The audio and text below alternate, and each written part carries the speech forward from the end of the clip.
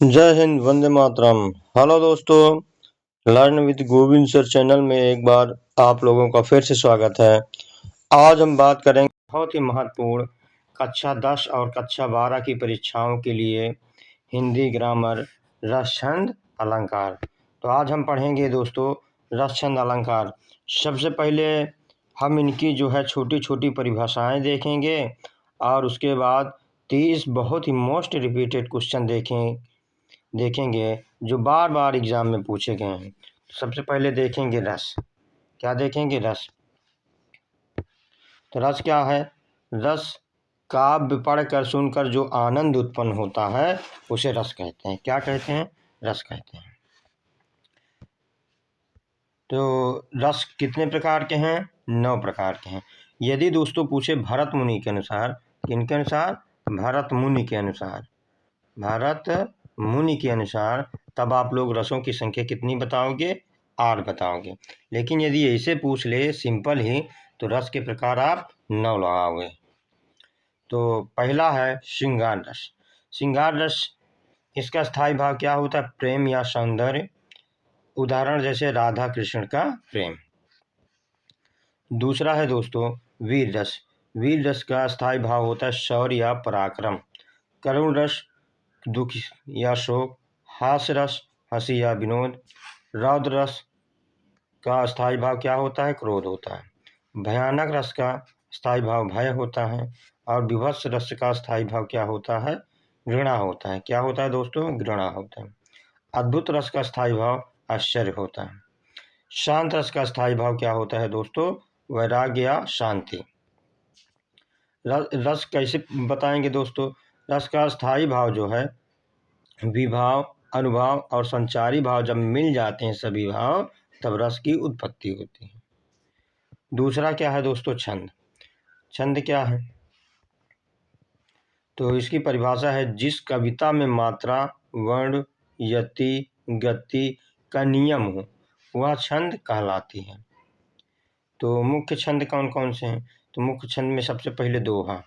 दोहा में ध्यान देना दोस्तों 13-11 13-11 मात्राएं, अर्थात पहले चरण में 13, दूसरे चरण में 11, तीसरे चरण में 13, चौथे चरण में 11 और कितने चरण? 4 चरण। और इसमें सबसे अच्छे उदाहरण मिलते हैं आपको कबीर दास जी के दोहे। दूसरा है चौपाई। चौपाई प्रत्येक चरण में 16-16 मात्राएं होती हैं।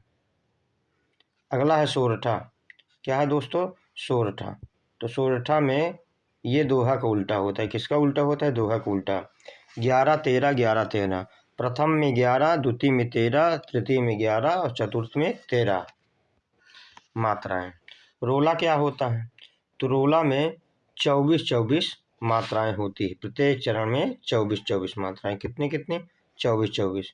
और छंद कैसे पहचानेंगे? छंद वे होता है जिसमें लय और नियम होते हैं। अलंकार। अलंकार क्या है दोस्तों? तो अलंकार काव्य की शोभा बढ़ाने वाले तत्व अलंकार कहलाते हैं। अलंकार 2 होते हैं, एक शब्द अलंकार, एक अर्थालंकार। तो शब्द अलंकार में हम लोग देखेंगे सबसे पहले अनुप्रास अलंकार। एक ही वर्ण की आवृत्ति होने से अनुप्रास अलंकार होता है। जैसे चंचल चितवन चित चुरा ले। चंचल चितवन चित चुरा ले। और आप लोगों में है कई उदाहरण, जैसे चांदी की चम्मच से चंदू की चाची ने चंदू को चटनी चटाई। या आप लोगों में कई उदाहरण होंगे अनुप्रास के। यमक के क्या हैं? एक शब्द जो 2 अर्थ प्रकट करे। जैसे कनक कनक ते सगुनी। एक कनक का अर्थ है यहाँ धतूरा और एक कनक का अर्थ है सोना। तो ये पूरा कैसे उदाहरण है? कनक कनक ते सगुनी, माँ दक्ता अधिकाय, यही खाए पौराय बग, जग वही पाए बहुराय। एक कनक का अर्थ है इसमें धतूरा, दूसरे कनक का अर्थ है सोना। यानी धतूरे से सोने में 100 गुना क्या होती है? मादकता होती है, अर्थात नशा होता है। क्यों? क्योंकि लोग धतूरा खाने से बौराते हैं, जबकि सोना मात्र पा जाने से ही बौरा जाते हैं। इसलिए धतूरे से ज़्यादा किस में जो है नशा होता है? तो कनक में, अर्थात सोना में। अर्थालंकार क्या होता है? अर्थालंकार सबसे पहला क्या है? उपमा। उपमा में जैसा जहाँ तुलना आ जाए, जैसे मुख चंद्रमा सा है। इसमें सा सी से सम सरिस क्या क्या ध्यान देना दोस्तों। सा सी से सम सरिस या सदृश, ये सभी जब तत्व आते हैं तो वो उपमा होते हैं। रूपक क्या होता है? रूपक जैसे किसी आदमी को डायरेक्ट बता दिया जाए वो ये है, जैसे वह शेर है, तो ये क्या है? सीधी समानता है। अतिशयोक्ति क्या होता है? जहाँ बढ़ा चढ़ा के बात कही जाए, जैसे राणा ने सोचा था इस पार तब तक घोड़ा था उस पार। मानवीकरण अलंकार क्या होता है? मानवीकरण वह होता है जहाँ निर्जीवों में भी मानव का गुण आ जाता है, जैसे फूल खिले कलियां मुस्काई, फूल खिले कलियां मुस्काई। रस छंद अलंकार क्या मोस्ट रिपीटेड, जो बार बार एग्जाम में पूछे गए दोस्तों, टॉप 30 प्रश्न देखेंगे। पहला प्रश्न कह रहा, काव्य से उत्पन्न आनंद को क्या कहते हैं? क्या कहते हैं? रस कहते हैं दोस्तों। क्या कहते हैं? रस। देखिए दोस्तों कितनी बार आया, 1 में आया, 2005 में आया, 2012 में, 2018 में, 2022 में। अगला है रस के कितने भेद होते हैं? तो रस के कितने भेद होते हैं? अभी हमने बताया आपको, रस के 9 भेद होते हैं। यदि पूछता कि भरत मुनि के अनुसार, किनके अनुसार? भरत मुनि के अनुसार, तो तब आप लोग लगाते रस के कितने भेद होते हैं? 8 भेद होते हैं। प्रेम और सौंदर्य का रस कौन सा है? तो प्रेम और सौंदर्य का रस कौन सा है? श्रृंगार रस है। कौन सा रस है? श्रृंगार रस। शोक और दुख से संबंधित रस है, तो शोक और दुख से संबंधित रस कौन सा है? करुण रस। सिंपल क्वेश्चन, बस समय नहीं लगाएंगे दोस्तों। अगला क्वेश्चन है क्रोध से संबंधित रस कौन सा है? तो क्रोध से संबंधित रस, तो क्रोध से संबंधित रस कौन सा है? रौद्र रस होता है दोस्तों। भय से उत्पन्न रस कौन सा है? तो भय से उत्पन्न रस कौन सा होता है? भयानक रस होता है। हंसी विनोद का रस है, तो हंसी और विनोद का रस कौन सा होता है? हास्य रस होता है। आश्चर्य भाव वाला रस कौन सा है? तो अद्भुत रस, जिसमें आश्चर्य भाव उत्पन्न होता है। घृणा से संबंधित रस कौन सा है? घृणा से संबंधित तो कौन सा रस है? विभत्स रस है। कौन सा? विभत्स रस। वैराग और शांति का रस कौन सा है? तो शांत रस है। कौन सा रस? शांत रस। अब देखेंगे दोस्तों 10 सवाल हम लोग छंद के। छंद का मुख्य आधार क्या होता है? तो छंद में मात्रा और वर्ण के नियम होते हैं। दोहा छंद में कुल कितने चरण होते हैं? तो अभी तो बताया था दोस्तों 4 चरण। दोहा की मात्रा होती है, तो दोहा की बताए थे 13 11 13 11। अच्छा, दोहा के अलावा सोरठा में कितनी होती है? इसका उल्टा 11 13 11 13। और 16 16 किस में होती है? तो 16 16 होती है चौपाई में। किस में? चौपाई में। और 24 मात्राएं रोला में। किस में? रोला में। चौपाई के प्रत्येक चरण में मात्राएं होती थी, अभी देखो ऊपर ही मिला था। चौपाई के प्रत्येक चरण में कितनी मात्राएं? 16 16 मात्राएं। सोरठा छंद की मात्रा योजना है, तो सोरठा दोहा का उल्टा 11 13 11 13। 24 24 मात्राओं वाला छंद है, तो 24 24 मात्राओं वाला छंद कौन सा है? तो रोला छंद है।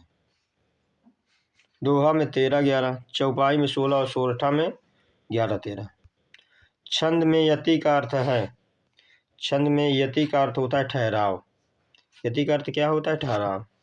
छंद का संबंध है, तो छंद का संबंध किससे है? लय और गति से। तुलसीदास की रचनाओं में प्रमुख छंद हैं, तो तुलसीदास की रचनाओं में हमको दोहा और चौपाई बहुतायत मिलती है। दोहा और चौपाई नियमबद्ध कविता कहलाती है, तो कौन सी नियमबद्ध कविता होती है? जो छंदबद्ध काव्य होता है वो नियमबद्ध कविता होती है। देखेंगे दोस्तों अलंकार के 10 क्वेश्चन। काव्य की शोभा बढ़ाने वाले को क्या कहते हैं? काव्य की शोभा बढ़ाने वाले को अलंकार कहते हैं। जिस प्रकार कोई भी आभूषण या अलंकार स्त्री की शोभा बढ़ाते हैं, उसी प्रकार अलंकार किसकी शोभा बढ़ाते हैं? काव्य की। मुख चंद्रमा सा सुंदर है, तो मुख कैसा है? चंद्रमा सा सुंदर है। तो जहाँ सासी से सदृश आए उपमा अलंकार। रूपक क्या होता है? जहाँ डायरेक्ट बता दिया जाए वह शेर है, वह कायर है। यमक क्या होता है? दो या दो से अधिक शब्द हों और अर्थ अनेक बार अलग अलग हों। अनुप्रास क्या होता है? जहाँ वर्णों की आवृत्ति हो। एक ही वर्ण की बार बार आवृत्ति क्या होती है? तो कौन सा होता है? अनुप्रास अलंकार। ये चारु चंद की चंचल किरणें खेल रही है जल थल में, वह शेर है। अभी तो बताए थे, जहाँ डायरेक्ट बता दिया जाए या रूपी शब्द आ जाए तो वह रूपक है। एक शब्द के दो अर्थ हों, तो एक शब्द के दो अर्थ कहाँ होते हैं? यमक अलंकार में। जैसे कनक कनक वाला उदाहरण है। और एक उदाहरण है, एक बेर खाती थी सो एक बेर खाती है। एक बहुत ही प्रसिद्ध महारानी थी। वो महारानी क्या करती थी? 3 बेर खाती थी और सो 3 बेर खाती है। वो जब घर में रहती थी तो दिन भर में कितने टाइम खाती थी? 3 समय, सुबह शाम दोपहर।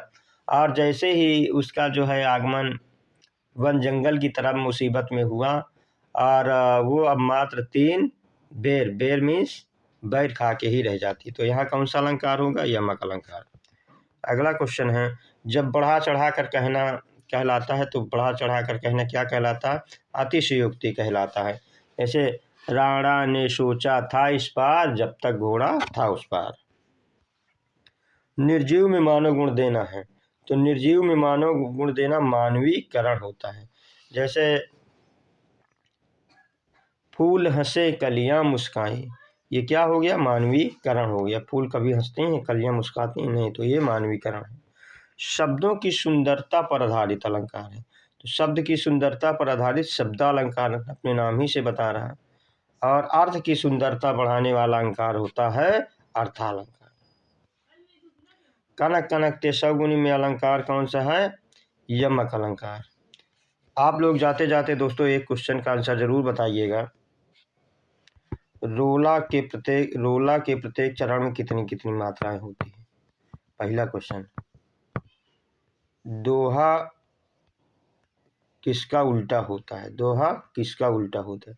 ये आप 2 क्वेश्चन जरूर बताइएगा।